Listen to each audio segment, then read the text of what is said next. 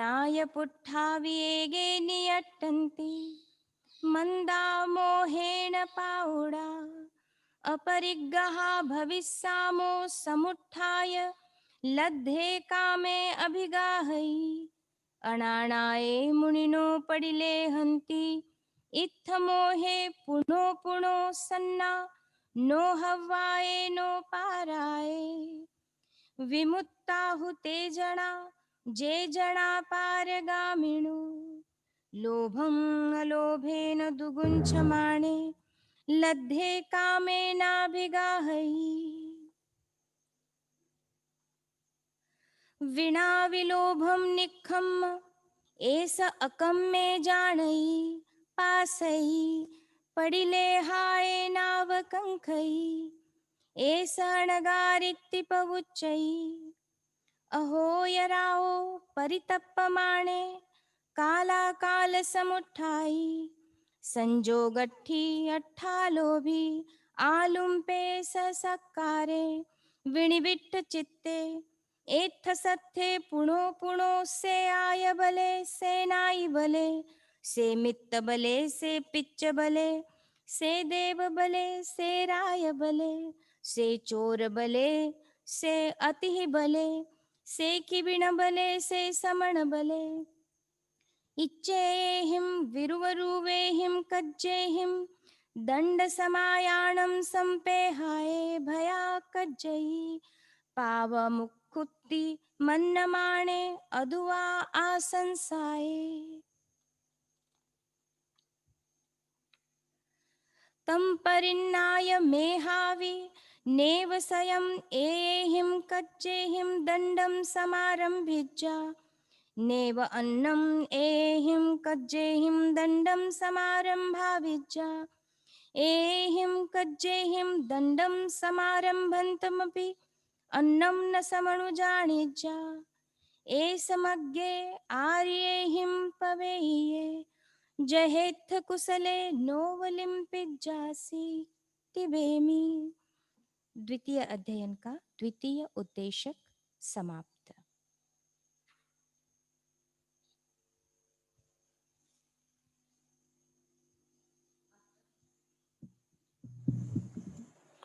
आचारांग सूत्र का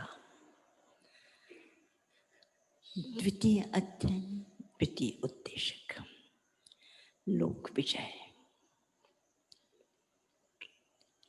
कल का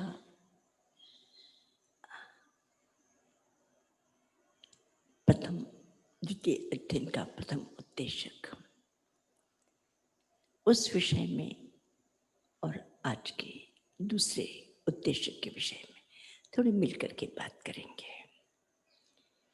और आज हम श्रोता बन करके नहीं, श्रोता बन करके नहीं, जिससे आज हम एक विद्यार्थी बन करके एक एक शब्द को समझने की कोशिश करेंगे। तभी जाकर हम ये दो द्रव्यों का जो खेल है, दो द्रव्यों का जो एक तरह से काम है, दो द्रव्यों का ये जो चक्कर है और इन दो द्रव्यों का आपस का संबंध क्या है, उस विषय में इसे बंद कर दो, आवाज से कह रहे थे। दो द्रव्यों का आपस का संबंध क्या है, उस विषय में हमें जान लेना नितांत आवश्यक है। और तभी जाकर के हम कर्म को समझ सकेंगे, तभी जाकर के हम कषाय को समझ सकेंगे, तभी जाकर के हम बंध को जान सकेंगे, तभी जाकर के मोक्ष की बात कर सकेंगे और तभी हम संसार के भी वास्तविक स्वरूप को समझ सकेंगे। माना एक छोटी सी बात है कि मनुष्य अपने जीवन में, और मनुष्य की ही बात छोड़ दो, दुनिया के जितने भी जीव जंतु हैं वे सब के सब सुख चाहते हैं। इसमें तो कहीं कोई दूसरा विकल्प नहीं है। कि मनुष्य तो, इस देश का मनुष्य तो सुख चाहता है, उस देश का मनुष्य सुख से और कुछ चाहता है, ऐसा नहीं। संसार के मनुष्य हो, पशु हो, पक्षी हो, प्रत्येक जीव सृष्टि जीवन सादा, आराम, सुख चाहते हैं। और हम बहुत अच्छी तरह से जानते हैं कि सुख का समय कहाँ निकल जाता है पता भी नहीं चलता। सुख का समय ऐसे ही निकल जाता है। सुख का समय निकल जाता है। सुख का समय, उस समय के संबंध में हमें क्या हुआ, कैसे हुआ, क्यों हुआ, बहुत ज्यादा चिंता भी नहीं होती। सुख बस हमारे पुण्य का उदय, हमने काम किया, हमारे पूर्वजों का परिश्रम, हमें सुख कहाँ निकल जाता है उसका पता नहीं चलता। सुख के समय की गिनती नहीं है। और हम अपने जीवन में भी देखते हैं जो सुख का समय कहाँ व्यतीत हो जाता है पता नहीं लगता। फिर अगर दुख का समय हो तो उस समय को घड़ी तो अपनी तरह चलती है, सूरज तो अपनी तरह चलता है, चांद तो अपनी तरह चलता है। जो भी हमारे समय के नापने के जो तंत्र हैं, समय को नापने का एक ही तंत्र है, वह तंत्र है चंद्र। दिन की जो गिनती होती है वह चंद्र के कारण होती, सूर्य के कारण नहीं। चंद्र के कारण ही दिन की गिनतियां होती है।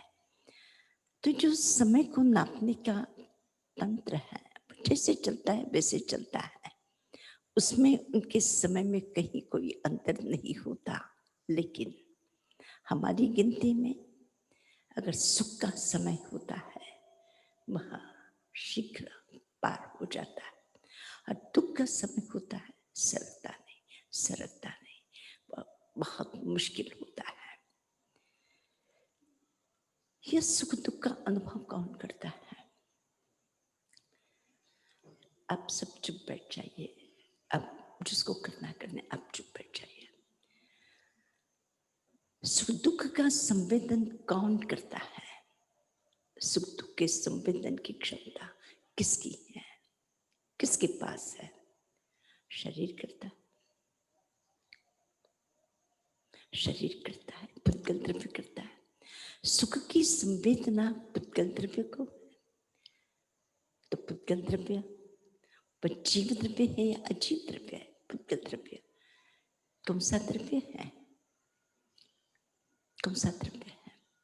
सचेतन है या अचेतन है? कौन सा द्रव्य? आप स्पष्ट कर दीजिए कि शरीर पुद्गल द्रव्य से निर्मित है। कौन कौन सी वर्गणाएं हैं इसके पीछे? कौन कौन से तत्व इस शरीर की निर्मित के, कौन कौन से तत्व हैं? कौन कौन से तत्व? कारण वर्गणा मुख्य है, फिर औदारिक वर्गणा है,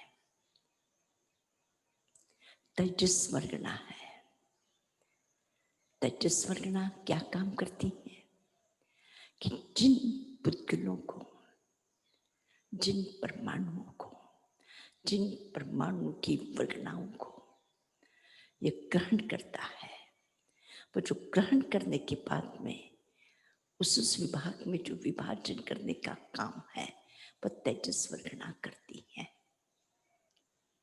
तेजस वर्गणा का क्या काम है? जो तेजस वर्गणा है, चाहे वो कार्बन वर्गणा के परमाणु हो, चाहे औदारिक वर्गणा के परमाणु, जैसे कल्पना करके हमने भोजन किया है, भोजन करने के बाद में भोजन का जो वर्गीकरण करता है कि इस आँख को ये हिस्सा नाक को देना है, ज़बान को देना है, सिर को देना है, हाथ को देना है, पैर को देना है, पीठ को देना है, पेट को देना है। वह जो वर्गीकरण का काम है वह कौन करता है? वह तेजस वर्गना का काम है कि जो इन परमाणुओं को ग्रहण करने के बाद उसका जो वर्गीकरण का काम है वह तेजस वर्गना करती है। और इसी तरह से गुस्सा आया,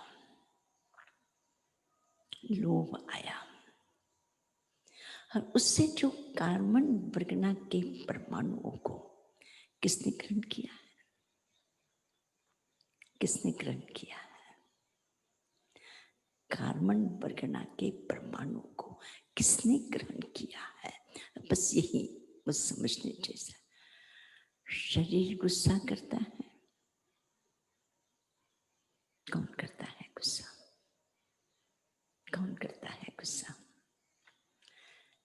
कौन क्रोध करना है या अहंकार करता है या लोभ है या मोह है या माया है या हिंसा है, जितने भी पुण्य स्थान हो या पाप स्थान हो, जो भी है, उन कार्बन वर्गनाओं को कौन ग्रहण करता है? ये जड़, ये शरीर, या हाथ या पैर या सिर, कौन ग्रहण करता है?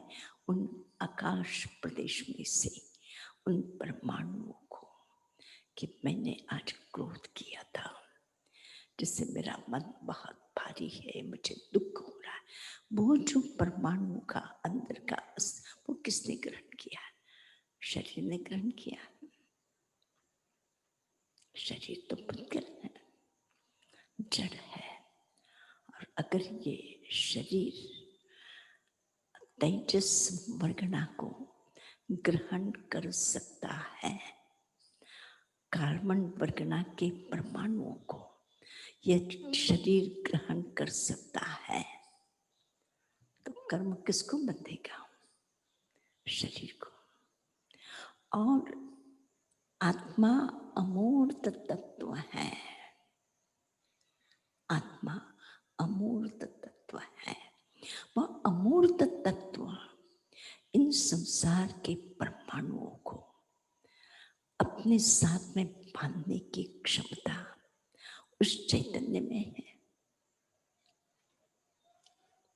आत्मा का गुण है क्रोध करना, कषाय करना, अहंकार करना, लोभ करना, आत्मा का स्वभाव। अगर आत्मा का स्वभाव है तो सिद्ध शिला में मोक्ष की आत्मा है वहां पर। तो फिर वह आत्मा कार्बन वर्गना के परमाणुओं को क्यों नहीं ग्रहण करता? और ये हमारी आत्मा क्यों ग्रहण करती है? और इसके लिए मैं एक अध्याय और थोड़ा सा सूक्ष्म एक अध्याय है कि उस अध्याय को अगर थोड़ा सा और खोल दो तो वह उत्तर भी देगा। और वो उत्तर देने के पहले वो थोड़ा सा उलझा हुआ भी विभाजन है। दो दृष्टियां हैं। कर्म पुद्गल कौन ग्रहण करता है? आपकी आत्मा या शरीर? कार्बन वर्गना के परमाणुओं को कौन ग्रहण करता है? आत्मा ग्रहण करता है या शरीर ग्रहण करता है? गुस्सा कौन करता है? शरीर करता है या आत्मा करती है? कौन करता है? आत्मा का स्वभाव अगर गुस्सा करना है तो मोक्ष में क्यों नहीं? और शरीर अगर गुस्सा करता है तो एक पुस्तक, ये वस्तु, ये जमीन, ये जड़ पदार्थ, ये भी कार्बन वर्गना के परमाणुओं को अपनी तरफ में आकृष्ट कर सकते हैं। तो ना ये पुद्गल कर सकता है ना आत्मा। आत्मा का स्वभाव नहीं है कि वो जड़ को पकड़ करके रख सके। ये जड़ का आत्मा का दोनों का स्वभाव भिन्न है। किस दृष्टि से? बस इस गुत्थी को, इस प्रश्न का उत्तर सा स्पष्ट हो जाए, स्पष्ट हो जाए। तो मैं एक दृष्टि जिन्होंने इन द्रव्य के निरूपण के लिए, पदार्थ के निरूपण के लिए, जीव और जड़ के निरूपण के लिए, व्याख्या करने के लिए, अर्थ समझाने के लिए दो तरह से कहा है। एक दृष्टि निश्चय दृष्टि है और दूसरी दृष्टि व्यवहार दृष्टि है। एक दृष्टि निश्चय है और एक दृष्टि व्यवहार है।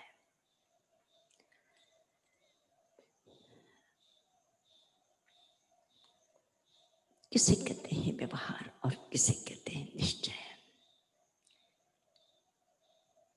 निश्चय कहीं कुछ और होता है और व्यवहार कहीं कुछ और होता है। निश्चय नय की दृष्टि से आत्मा अमूर्त है, आत्मा शुद्ध है, आत्मा बुद्ध है, आत्मा मुक्त है, आत्मा न कभी बंध सकता है, बंधन नहीं तो मुक्ति हमेशा है। तो ये जीव को या आत्मस्वरूप वह शुद्ध बुद्ध मुक्त आनंदमय या कहीं पर भी इस जड़ पदार्थ के साथ ये कभी भी एक नहीं हुआ है, न कभी हो सकता है, उसके स्वभाव में नहीं है। निश्चय नहीं कहता है, स्पष्ट है कि जो आत्मस्वरूप है, उस आत्मस्वरूप की परिभाषा करते हुए हमारे आचार्यों ने, बहुत बड़े बड़े आचार्यों ने इसकी स्पष्ट की है कि ये जो जीव है, ये जो आत्मा है, प्रत्येक द्रव्य स्वतंत्र द्रव्य है, प्रत्येक द्रव्य स्वतंत्र द्रव्य है। कोई भी द्रव्य किसी द्रव्य के साथ रहता है पर संबंध नहीं बनाता। साथ रहना अलग चीज है, संबंध बनाना अलग चीज है।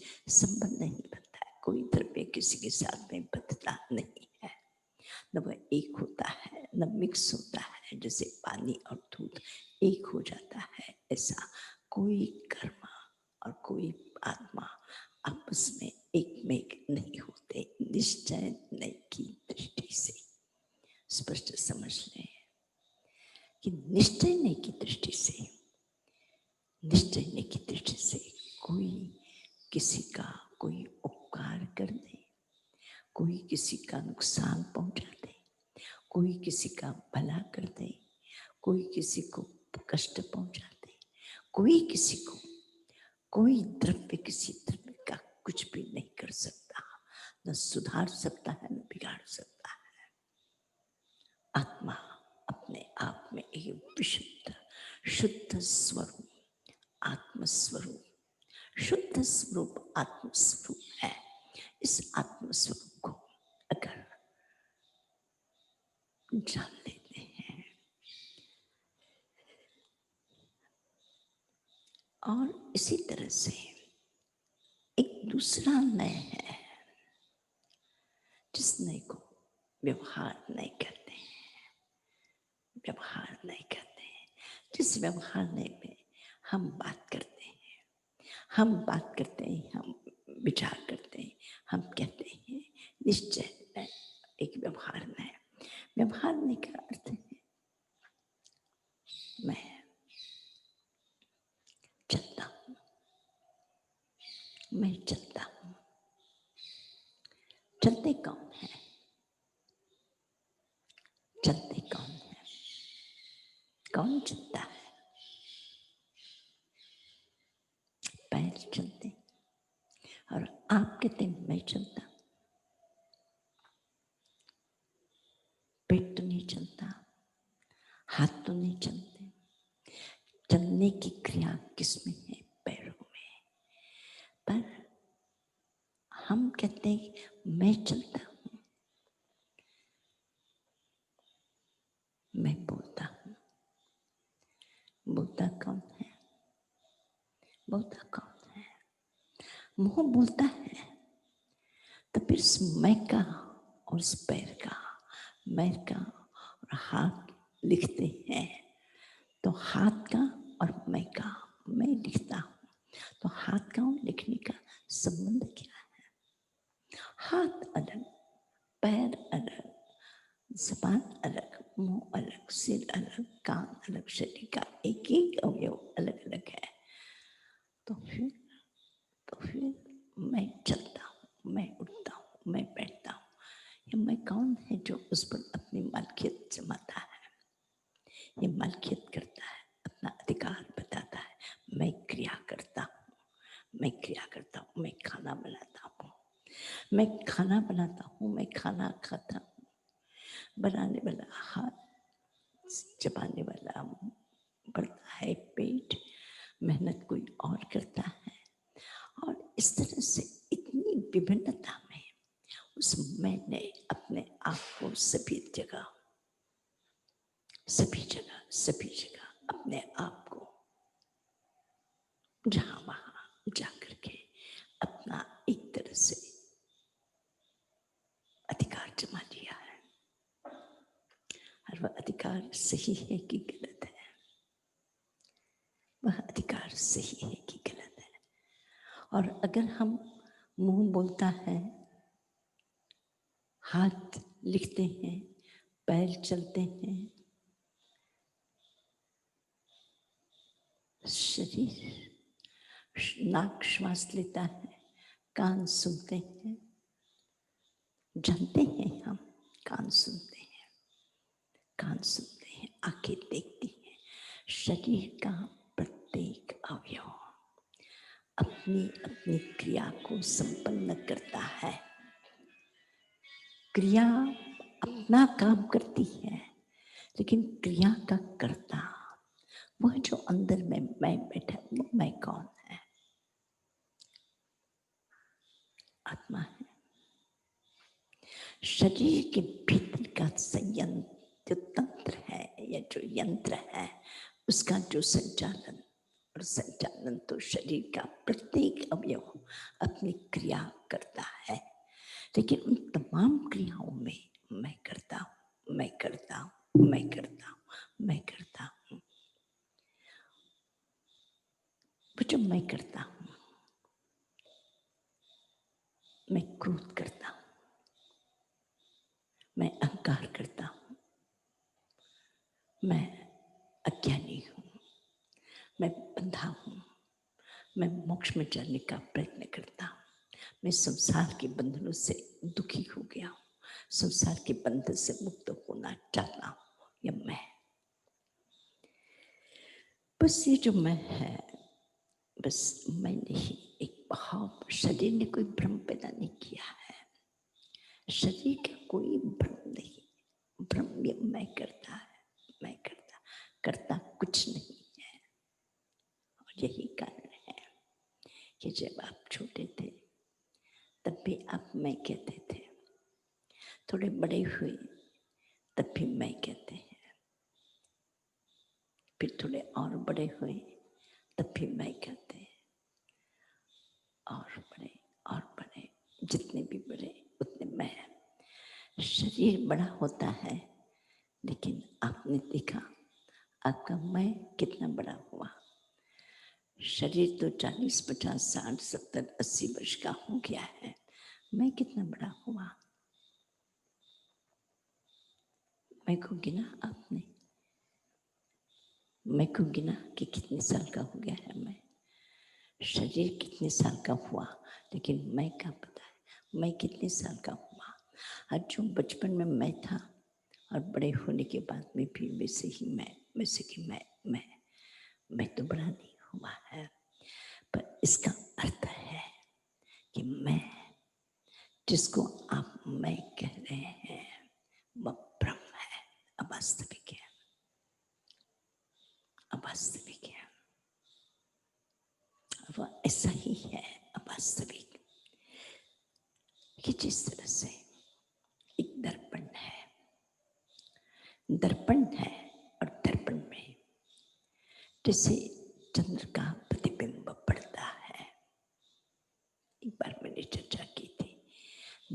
में चंद्र का प्रतिबिंब पड़ता है। तो दर्पण में चंद्र का प्रतिबिंब, वो प्रतिबिंब क्या है? पकड़ सकेंगे उसको, पकड़ सकेंगे उस प्रतिबिंब को, पकड़ सकेंगे। क्या वह चांद, वह चंद्र अंधकार को दूर कर सकेगा? क्या वह चंद्र की क्षमता उस प्रतिबिंब में है? उस प्रतिबिंब में नहीं है। इसी तरह से जिस मैं का हम प्रयोग करते हैं वह आत्मा का प्रतिबिंब, और इसी तरह से वो पुद्गल द्रव्य का प्रतिबिंब, वो दोनों को ग्रहण करके उसने दोनों तरह अपना अधिकार बना रखा है उस मैंने। पुद्गल द्रव्य को भी, पुद्गल द्रव्य को भी, और वो मैं, इसका अर्थ है, इसका अर्थ है कि और थोड़ा सा निश्चय और व्यवहार में, निश्चय में जाने के बाद और व्यवहार में आने के बाद थोड़ा सा एक और शब्द जो शास्त्रीय शब्द है, स्वभाव और विभाव। एक है आत्म स्वभाव और एक है विभाव। विभाव उसे कहते हैं कि दूसरों के संयोग से उसने अपने स्वभाव को मिला करके एक नया ही रूप पैदा कर दिया, वो विभाव है, वो विभाव है। तो वह जो विभाव है अर्थात आत्म स्वभाव, ज्ञान स्वभाव, सुख स्वभाव, और उस स्वभाव के साथ पुद्गल द्रव्य की जो जड़ता है, उस जड़ता को और उस चैतन्य भाव को और दोनों को उस विभाव गुण ने अपने आत्मा के भीतर में एक विभाव गुण है। उस विभाव गुण की वह क्षमता है कि दोनों को अपने आपस में मिला करके वो एक प्रतिष्ठित करता है, एक चीज को प्रतिष्ठित करता है।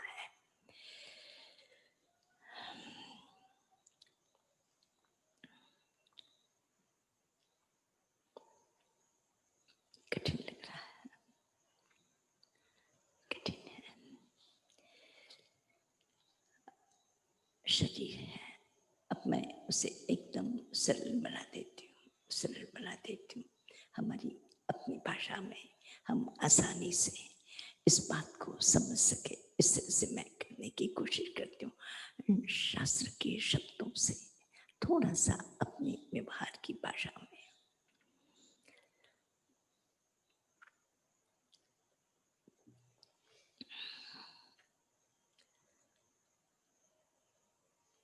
आसान तो नहीं है लेकिन मैं कोशिश करूंगी। एक थोड़ा सा जो एक शास्त्रीय विषय है, वो शास्त्रीय विषय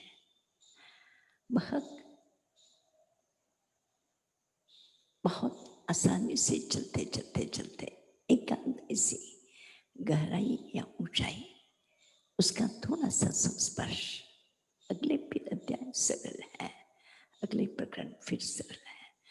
पर यह जो एक थोड़ा सा प्रकरण कि जिस प्रकरण ने जे गुणे से मूलत ठाणे से गुणे, और इस तरह से इस जीवन का जो हमारा अपना स्वरूप है, उस स्वरूप की शुद्धि होते हुए भी, आत्म स्वरूप शुद्ध होता हुआ भी पर पदार्थ के साथ संबंध बांधकर संसार की परिभ्रमणा, संसार का चक्कर वो काटता है। और क्या है कि संसार क्या है? शब्द हमें अच्छे लगते हैं, रूप हमें अच्छे लगते हैं, गुण हमें अच्छे लगते हैं, स्पर्श हमें अच्छे लगते हैं। जो दुनिया की अच्छी चीजें हैं वो हमें अच्छी लगती है। और आत्मा में तो न शब्द जाता है न रूप जाता है। किसको अच्छा लगता है? ये शरीर को अच्छा लगता है। और शरीर के साथ आत्मा ने अपनी दोस्ती कर ली है, और विभाव भाव के कारण उसने दोस्ती कर ली है। और विभाव भाव कब से हैं?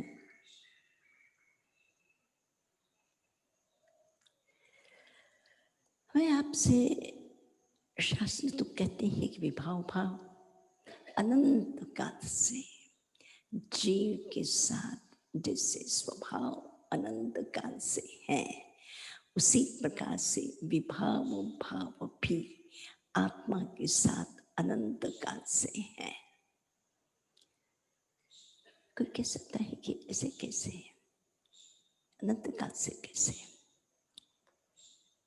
तो अगर ये आत्मा के साथ ये अनंत काल का आपको स्वभाव विभाव समझ में नहीं आता, तो पुद्गल द्रव्य को देख लीजिए,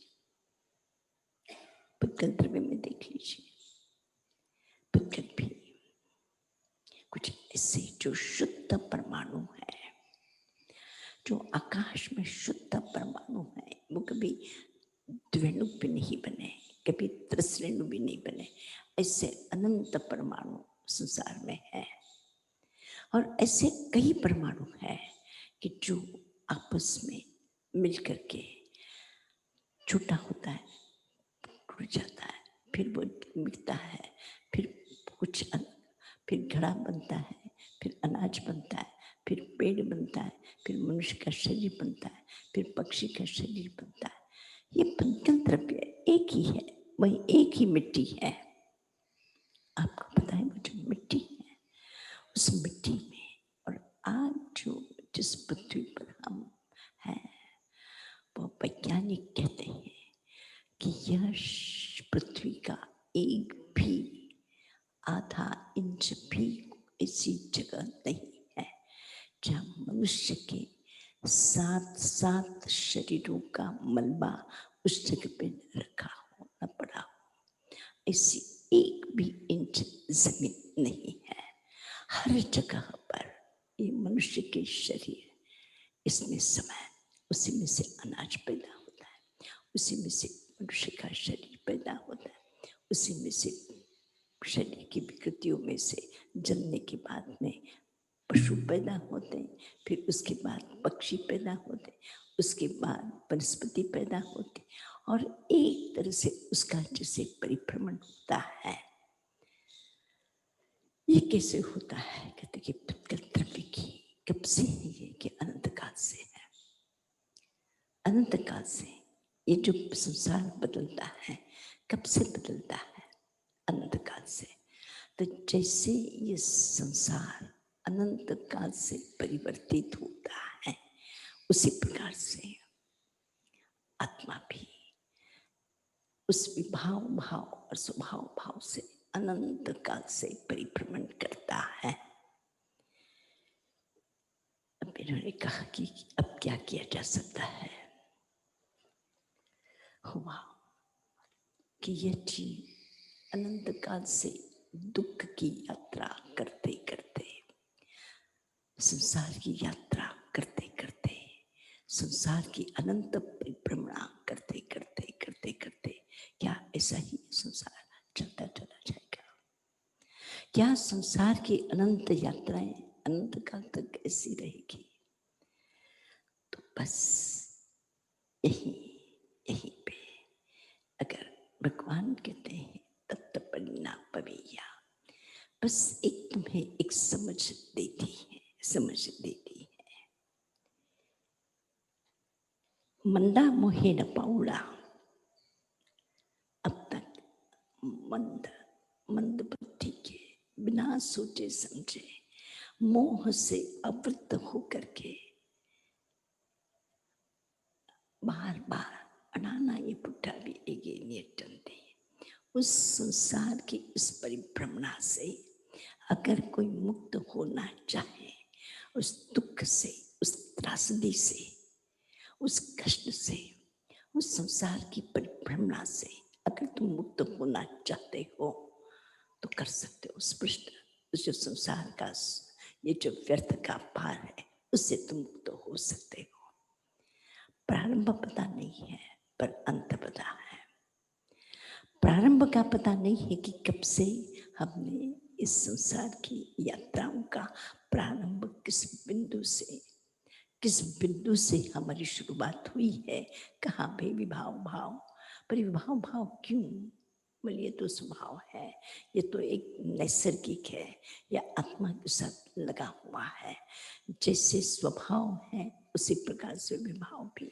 जैसे परमाणु स्वतंत्र भी है और परमाणु में आपस में जुड़ने की क्षमता भी है, ये स्वभाव से है। इसी प्रकार से स्वभाव भी है और विभाव भी है। तो इस स्वभाव और इस विभाव को साथ में लेकर बस यही कहा कि दुख का प्रारंभ है, अज्ञान का प्रारंभ है, और दो ही चीजें हैं, दो ही चीजें जो जीवन के लिए कष्टदायक है। एक अज्ञान है और दूसरा मोह है। मोह और अज्ञान, अज्ञान और मोह, ये दो ही हैं कि जो इन दो चक्कों के सहारे ये संसार गति करता है। ये संसार की यात्राएं चलती दो, एक मोह है और एक अज्ञान है। मोह, मोह उसे कहते हैं, मोह उसे कहते हैं कि संसार की परिभ्रमणाएं, और उसमें समझ नहीं पड़ता मुझे क्या करना चाहिए क्या नहीं करना चाहिए, निर्णय नहीं कर पाता, वो मोह है। और अज्ञान समझ में ना है, समझना ही नहीं चाहिए क्या करना है, समझ करके फायदा क्या है। उस अज्ञान में डूबा है, वो जानना नहीं चाहता, और या जानना भी चाहता है, समझ नहीं पाता मुझे क्या करना चाहिए। तो दो चीजें, मोह और अज्ञान, मोह और अज्ञान, इन दो से मुक्त हो जाए, उससे स्पष्ट अलग हो जाए, उससे अलग हो जाए। मंदा मोहेन पौड़ा, एक मंद है और एक मोह है। मंदा अज्ञानी को और मोह मोह है। तो विमुक्त होते जाइए जना पारगामी को, वे संसार में मुक्त हो गए जिन्होंने इसके वास्तविक स्वरूप को जिन्होंने जाना है। तेजना पारगामिनो, बेनु मुक्त हुए हैं। जहत कुस्ते नावलिम पिचासी, बस कहा कुशल। कुशल शब्द प्राचीन है, आगम का शब्द है, जिसे आज हम कहते कुशल, तज्ञ, निष्णात। कुशल शब्द जो है वो इस वनस्पति, एक वनस्पति है। उस वनस्पति को जैसे ही आप स्पर्श करते हैं, तो अगर आपने नीचे से ऊपर की तरफ में पकड़ा तो आपके कहीं जख्म नहीं होंगे, लेकिन आपने फूल से ऊपर से नीचे की तरफ में पकड़ा तो हाथ कप जाएंगे, हाथ लहूलुहान हो जाएंगे। तो जिसको पकड़ना आता है, जिसको पकड़ना आता है, एक ही सूत्र में, बस अष्टांग सूत्र का यह द्वितीय उद्देश्य कि संसार ऐसा ही है, ये ऐसा ही है। और इस ऐसे विकृत संसार को, इस कष्टप्रद संसार को, इस कष्टप्रद संसार से अगर तुम मुक्त होना चाहते हो तो कुशल बनो। और कुशल ऐसा नहीं है कि सब कुछ छोड़ दो, छोड़ नहीं सकोगे, संसार में जीना है। तो कुशल इस तरह से उस घास को पकड़ो, संसार को पकड़ो कि पकड़ना भी हो जाए, तुम्हारा काम भी हो जाए, तुम्हारा खाना भी हो जाए, परिवार के साथ रहना भी हो जाए, व्यापार भी हो जाए, काम भी हो जाए, सामाजिक काम भी हो जाए, आध्यात्मिक काम भी हो जाए, जो भी है, जो भी है, जीवन की क्रिया है, बस सब कुछ करना है। लेकिन कुशल होकर के पकड़ लिया तो तुम्हें कोई तकलीफ नहीं, लेकिन उल्टे से पकड़ा, पकड़ने की गलती की, तो जिस रास्ते से एक व्यक्ति सुखी हो सकता है, जिस वस्तु से व्यक्ति आनंद प्राप्त कर सकता है, उसी साधन से, उसी साधनों से ना समझ, अज्ञानी, अकुशल उसी संसार से दुखी हो सकता है। इसलिए संसार में दुख अगर नहीं चाहिए तो कुशल बनो। बस महावीर ने कहा कि संसार को ठीक तरह से पकड़ना आ जाए, संसार को अच्छी तरह से विवेक के साथ में अगर पकड़ोगे तो तुम्हें कोई कष्ट नहीं है, तुम्हें फिर डरने की जरूरत नहीं, घबराने की जरूरत नहीं। कुशलता से पकड़ करके तुम इस संसार का किनारा प्राप्त कर सकोगे। बहुत सरलता से इस कठिन बात को कह लीजिए, गुणे से मुलट ठाने से गुणे। ये एक थोड़ा सा शास्त्रीय विषय, तत्व ज्ञान का विषय कि संसार में दो तत्व हैं, जड़ और चैतन्य। जड़ और चैतन्य दो द्रव्य हैं जिनमें गतिशीलता के कारण दोनों में परस्पर में आपस में संबंध होता है। और संबंध होता है हम व्यवहार से कहते हैं। और आज मैं अगर आप कोई इसका गलत अर्थ ना निकाले तो हमारे संबंध किस प्रकार के संबंध हैं, माने हुए हैं कि वास्तविक है।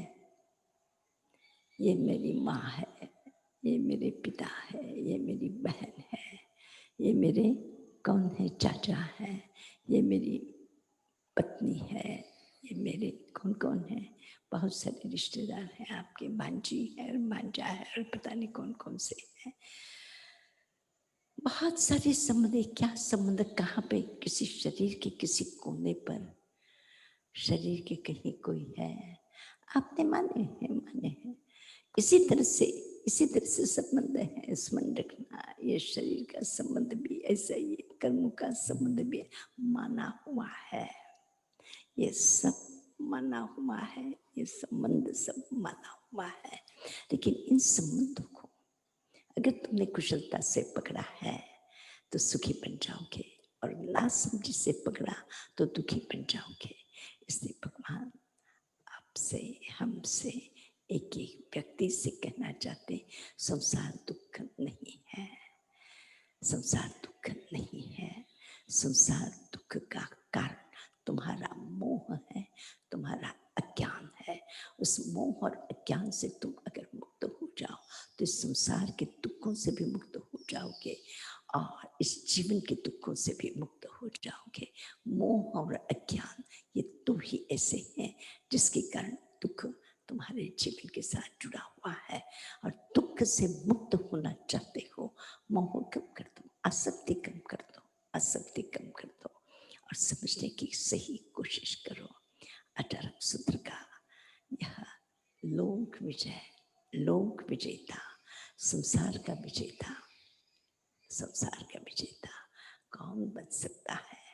जिसने अपने जीवन को सही ढंग से, सही दिशा में ले चलना सीखा है, वही लोक विजेता बन सकता है।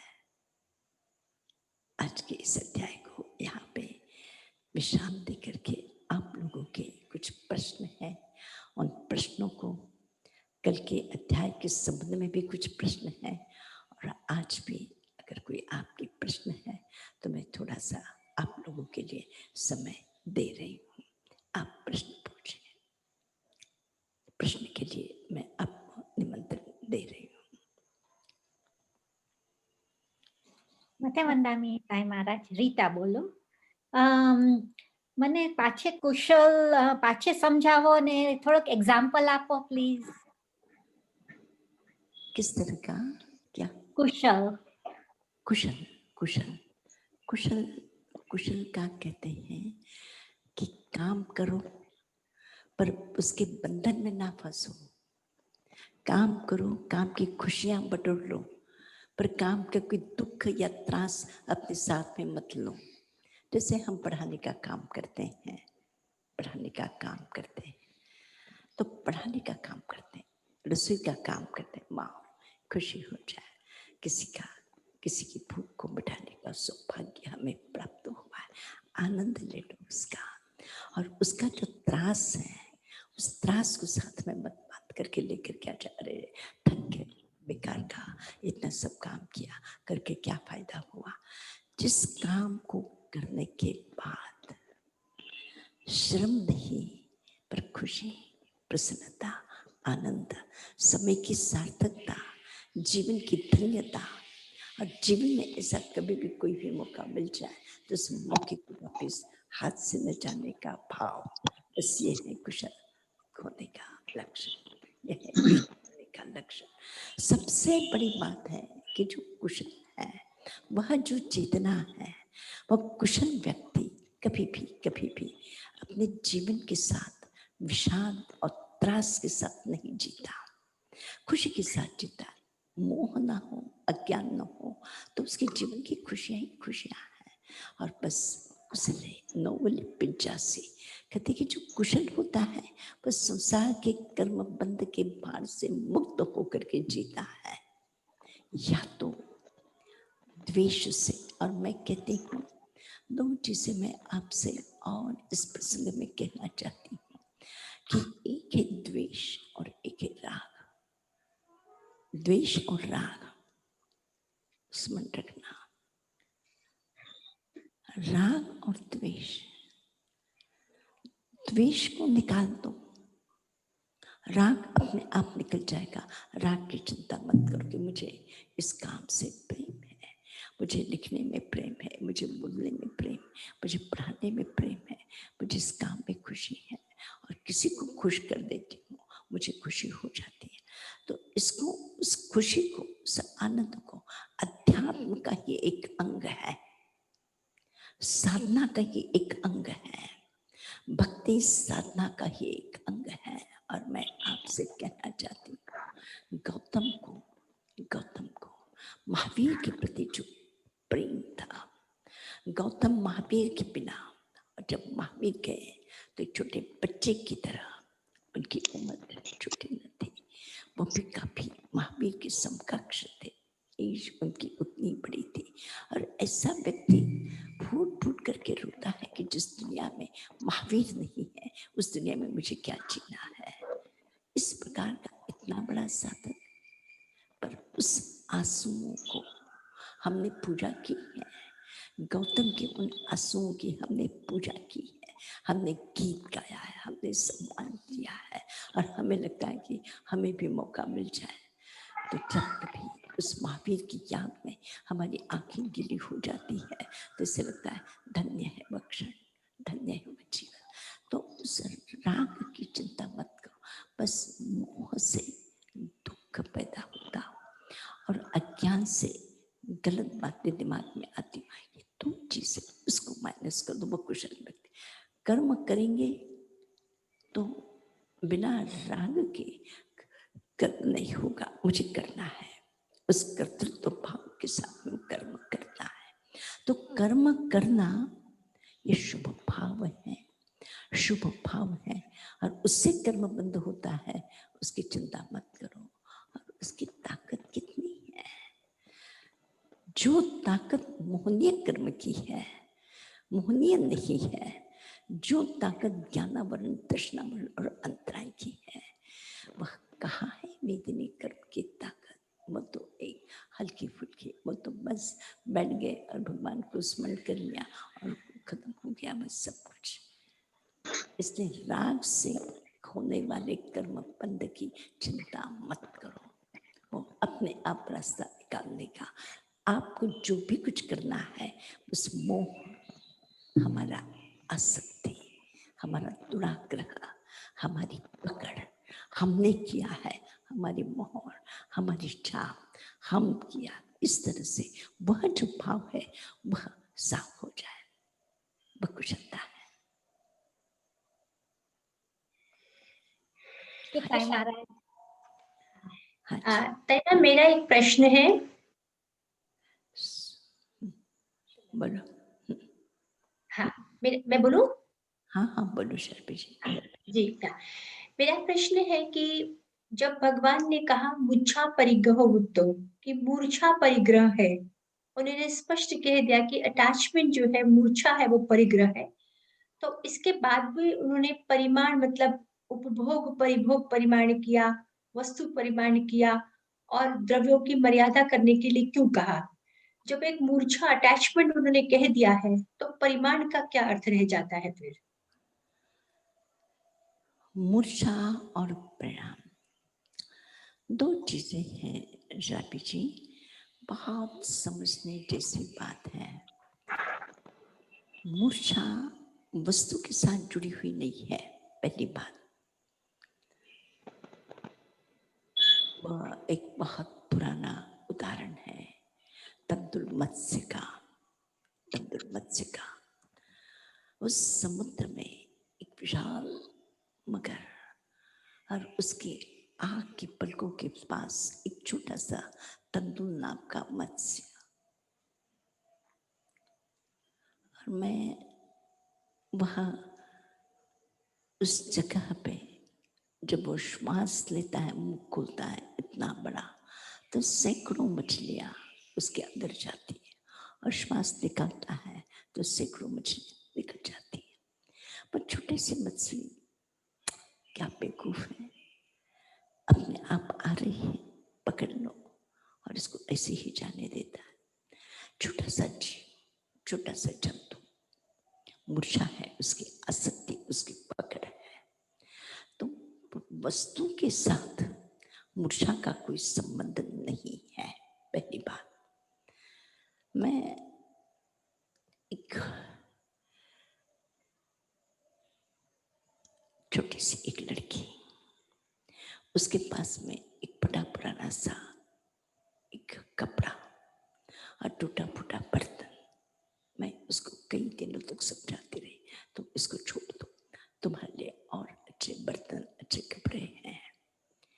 लेकिन उसको समझ में नहीं आ रहा था कि मैं इसको छोड़ दूं तो इन कपड़ों के बिना या इस बर्तन के बिना मैं कैसे जी पाऊंगी। नहीं छोड़ पाते। और धन्ना और शालीपत्र जैसे व्यक्ति, शालीपत्र जैसे व्यक्ति, इतनी बड़ी संपन्नता और कहीं कोई पकड़ नहीं है, छोड़ने को राजी है।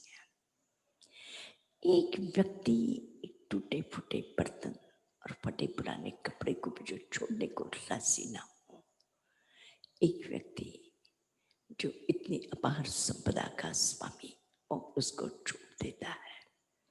मूर्छा का संबंध वस्तु के साथ नहीं है, वस्तु के साथ नहीं। जिस वस्तु के मतलब सीमा बनाने की बात धन धान्य प्रमाणिक में उसकी सीमा बनाने की जो बात है, उसके पीछे कारण और है, उसके पीछे कारण और है। आसक्ति की बात नहीं है वहां पे। एक कार्य क्षेत्र, एक कार्य की सीमा कि मैं अपनी जिंदगी में मुझे साधना करनी है, अपने परिवार को संभालना, इससे ज्यादा मैं काम नहीं कर सकूंगा, अधिक विस्तार नहीं कर सकूंगा। इसके लिए मैं अपने काम की सीमा बना रहा हूं। काम की सीमा बनाना, काम को लिमिटेशन, काम के लिमिटेशंस करना, वो बात अलग है, और आसक्ति अलग है। तो महावीर उस वस्तु के साथ आसक्ति की बात नहीं कर रहे हैं। आसक्ति तुम्हारी अपनी है कि किस प्रकार से तुम उस पदार्थ को अपने साथ जबरदस्ती से पकड़ करके रखना चाहते हो, वह उसको पकड़ करके रखना चाहते हो, उस पर अपना अधिकार बनाना चाहते हो। वह जो आसक्ति है, उस आसक्ति के विरोध में है। फिर वह एक साधु भी हो, उसका भी एक छोटी सी चादर के लिए भी, और चादर तो छोड़ दो, एक किताब के लिए भी आसक्ति होगी, तो वह भी परिग्रह है, वह भी परिग्रह है, वह भी संसार है। वह साधु नहीं है जिसको किसी पदार्थ से इतना मोह हो जाए कि उसके बिना छोड़ करके ना जा सके। वह जो आसक्ति है, उस आसक्ति है मुझा तो पदार्थ के लिए नहीं। पदार्थ एक कार्य क्षेत्र की सीमा है कि मुझे, मेरे पास इतना समय है, इतने समय में इतने साधन हैं, इतने साधनों के साथ इतने लोग हैं, इन लोगों की कार्य क्षमता के अनुसार मैं इससे ज्यादा काम नहीं कर सकता। तो एक तरह से वहाँ एक कार्य की अपनी क्षमता को देख करके उसका वहाँ पे मर्यादा का उल्लेख है। इसलिए आसक्ति और परिग्रह परिणमन का अर्थ अलग अलग है। वो कार्य क्षेत्र की सीमा, उसके कारण अपने समय, साधन, इन सारे समय की उपयोगिता के अनुसार उसका वो वर्गीकरण करता है कि मैं इससे ज्यादा काम नहीं करूंगा। और कोई प्रश्न? एक प्रश्न और मनोज, फिर तो महाराज साहब आपने के बाद मैं एक प्रश्न मैं आपसे पूछूंगी। हाँ जी। आपने कल कहा था कि हमारा जो चित्त है, माइंड है, वो हमारे सोल का मैनेजर है, और कुशल बनने का, मैं थोड़ा अर्ध ज्ञान है तो फिर मेरे को गाइड कीजिएगा। लगता है कुशल बनने के लिए हमें ये मानना पड़ता है, ये जजमेंट छोड़ना पड़ता है कि कोई चीज अच्छी है या कोई चीज बुरी है। जब हम जज करते हैं तो हमारे मन में राग और द्वेष पैदा होता है। वो जजमेंट हमारे दिमाग में आता है कि हमारा दिमाग किसी भी वस्तु को या किसी परिस्थिति को जज करता है। तो ऐसा प्रतीत होता है कि हमें कुशल बनने के लिए हमारे दिमाग को मैनेज करना बहुत जरूरी है कि हम किसी चीज को अच्छा या बुरा नहीं माने। उस दिमाग को मैनेज करने का एक तरीका है ध्यान, मेडिटेशन, जिसमें चाहे किसी पर भी मेडिटेशन करो, चाहे सांस हुई ऑब्जेक्ट हो, और उसको हम जज नहीं करें। तो क्या आपको ऐसा लगता है, मैं ये सोच रहा हूं कि ये विभाव भाव कैसे हम पानी और तेल की तरह हो सके हैं, ताकि आप एलिमेंट्स मिश्रण होते हैं परंतु फिर भी अलग अलग रहते हैं। तो क्या आपको लगता है कि अगर हम ध्यान अच्छी तरह से करें तो हमारे जीवन में वो एक प्रवृत्ति आ जाएगी अपने आप, जिसमें हम किसी भी वस्तु को या किसी भी परिस्थिति को अच्छे और बुरे के मापदंड से मापना बंद करके उसको सिर्फ समभाव से देखना शुरू कर सकते हैं? प्रश्न तुम्हारा इससे ज्यादा उत्तर ही तुमने दे दिया है। उस मन को, जैसे हम शरीर को शिक्षित करते हैं, उसी प्रकार से हमें मन को भी प्रशिक्षित करना जरूरी होता है। मन को प्रशिक्षित करना ही ध्यान है।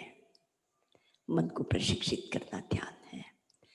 एक तो मन अपने आप चलता है, अपने आप काम करता है, अपने आप घूमता है, भटकता है, जो करता है, जैसे जो चीजें आती है उसके अनुसार वो चलता है। और एक है सोच के साथ, समझ के साथ, विचार के साथ, मतलब जिसे हम कह सकते हैं कि एक मार्गदर्शन के साथ। ध्यान और कुछ नहीं, मार्गदर्शन है।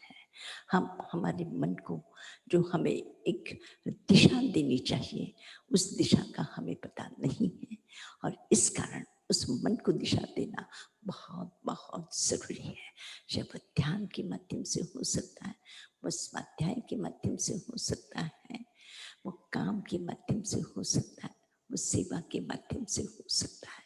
मतलब उस मन को नियंत्रित करने के लिए या मन को दिशा देने, नियंत्रित मैं नई शब्द यूज कर रही हूँ, मन को मार्ग, सही मार्ग दिखाने के लिए और कुशल बनने के लिए हम जो भी करते हैं उसको प्रशिक्षित करना हमारे मन को नितांत जरूरी है। और जिस रास्ते से मन को प्रशिक्षित किया जा सकता है वह मार्ग अपनाना नितांत जरूरी है, और उसी के माध्यम से कुशल मन होकर के अपना सही निर्णय कर सकता है। बहुत बार हम काम करते हैं काम,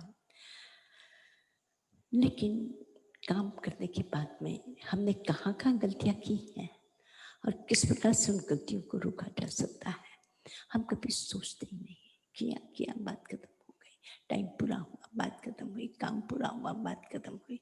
लेकिन वहाँ हमने कौन कौन सी ऐसी भूलें की हैं कि जिन भूलों से अपने उस काम को और सुंदर बनाया जा सकता है, मन को और प्रसन्न किया जा सकता है, मन को कम भार बनाया जा सकता है।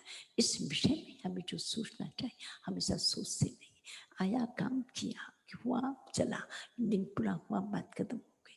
लेकिन हम जो प्रतिक्रमण है और कुछ नहीं है, प्रतिक्रमण है कि जो आपने किया उस काम में से कौन सी ऐसी चीजें हुई है कि जो आप उसको बदल सकते हैं, अपने जीवन की व्यवस्था को बदल सकते हैं, अपने जो सिस्टम है उसमें परिवर्तन कर सकते हैं। यही तो प्रतिक्रमण है। और प्रतिक्रमण क्या है? और ध्यान भी वही है। और मन को जो साधना है, मन को जो साधना है वो यही है कि कहाँ कहाँ गलतियां कर बैठता है मन, उसको संभाल लेना, सुधार लेना, मार्गदर्शन दे देना, ध्यान करना, ये सब उसी की एक प्रक्रिया है बेटा। हाँ जी। और मैं एक पूछूं, आज का विषय किस किस को बहुत कठिन लगा है या समझना आवश्यक था, इसलिए एक बार समझ थोड़ा सा क्लिष्ट लगा है? किस किस को? मासती जी, थोड़ा सा डिफिकल्ट तो था ही, पर इसको आप बहुत अच्छा से समझाने का कोशिश कर रहे हैं। थोड़ा सा टाइम लगेगा हम लोगों को समझने में। ये ऐसे हम लोग समझते हैं कि डिटैच होना जरूरी है, अपना माइंड को कंट्रोल करना जरूरी है, पर प्रैक्टिस में नहीं डाल सकते हैं। एक साथ वर्षों की जो आदत पड़ी हुई है, जो वर्षों से हम जिस तरह से जीवन जी रहे हैं, वर्षों की हमारी जो आदतें बनी हुई है, उसको थोड़ा सा एक काम सुबह आज सोचो कि आज सुबह से 5 बजे से या 6 बजे से उठे, 9 बजे तक पूरा दिन छोड़ दो। 9 बजे तक हमने ऐसा कौन सा काम किया जो हम ना करते, ऐसा ना बोलते, ऐसा ना व्यवहार करते तो चल सकता था। इतना ही सोचो। एक साथ पूरा का पूरा दिन छोड़ दो। जीवन का कोई भी, जैसे सुबह से 8 बजे से 10 बजे तक 2 घंटे से प्रारंभ करते हैं। 2 घंटे में ऐसा कौन सा, रात को एक 5, 7, 10 मिनट बस अपने पीछे के उस परिवर्तन करके देख लो कि ऐसा कौन सा काम था कि जिसको मैं ना करती, अच्छी तरह से करते, ना बोलते, ऐसा ना बोलते, ऐसा व्यवहार ना करते, ऐसा ना होता, तो उसको और हम अच्छी तरह से ऐसा जवाब न दे करके, जो हमारा बिजी शेड्यूल है, बिजी टाइम, जिससे हमारा संबंध लोगों के साथ आता है, उस समय को 1 घंटा चुन लो, 2 घंटा चुन लो, और फिर उसमें से देखो तुम 1 महीना प्रयत्न करके देखोगे, तुम्हारे में परिवर्तन आ जाएगा। 1 महीना प्रयत्न करके देखो। दिन की कौन सी भी घटना को ले लो, अगर टाइम नहीं तुम्हें अनुकूल है, कोई भी घटना ले लो जो तुम्हारे मन में चुप गई है, बस उसी घटना को याद करके सोचो कि अगर इस घटना का जवाब मैंने ऐसे दिया होता, इस घटना को ऐसे मैंने सुना होता, इस घटना का इस तरह से काम किया होता तो वो कैसा होता। तो एक थोड़ा सा उसमें अगर संशोधन कर लोगे तो काम की कुशलता आ जाएगी, और काम की कुशलता आ जाए तो बस उसका परिणाम संसार के बंधनों से मुक्त होने का उपाय हमें मिल गया है। कोशिश जरूर करेंगे मासती जी, आज से ही कोशिश करेंगे। बिल्कुल बिल्कुल, बहुत सुंदर, बहुत सुंदर। बस महावीर के युग के साधक हैं, महावीर के युग के साधक है जिन्होंने बस वर्तमान में बस कह दिया, बस हम चलने को तैयार है, और चलो चलो। निश्चित रूप से 1 वर्ष में तुम्हें ऐसे लगेगा कि जो प्रभु ने कहा था इसको पहले से समझ लिया होता, पर आज भी समझ में आ गया है। हमारे लिए इससे बड़ी खुशी और कुछ नहीं हो सकती। बस थोड़ा सा हल्का कर दो अपने आप को।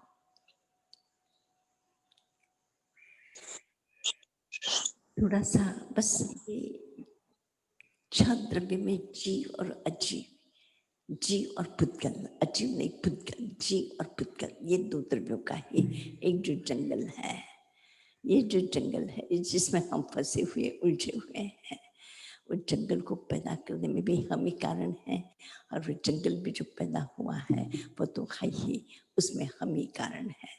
तो उस उलझन में हम किस तरह से सुंदरता से उसमें से निकल सकते हैं, बस यही साधना है। संसार को नहीं बदला जा सकता है, बदलना है तो अपने आप को बदलना है, संसार को नहीं बदला जा सकेगा। बड़े बड़े तीर्थंकर, बड़े बड़े चक्रवर्ती, बड़े बड़े सम्राट, बड़े बड़े साधक, बड़े बड़े तुरंतक विद्वान आए, कोई संसार को नहीं बदल सका। अगर बदलना है तो बस हमें, अगर सुखी होना है तो हमें बदलना है। बस एक छोटा सा सूत्र बस याद करके हमें बदलना है। और कहाँ कहाँ बदल सकते हैं, कहाँ कहाँ हम गलतियाँ करते हैं, बस उसको थोड़ा सा सोच करके चलते चले, बस जीवन सुखमय होगा। और हमारे सुखी होने से आसपास की दुनिया में भी हम सुख बांट सकेंगे, बांट सकेंगे।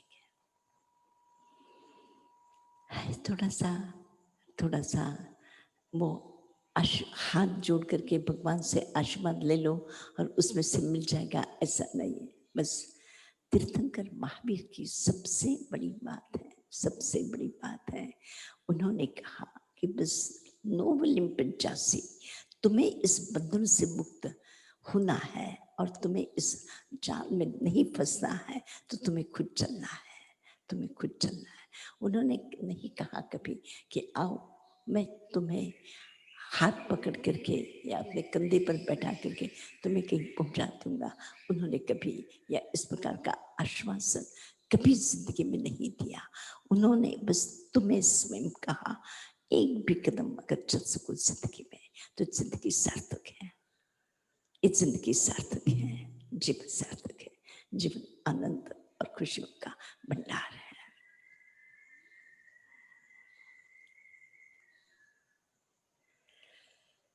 बहुत बहुत अच्छा।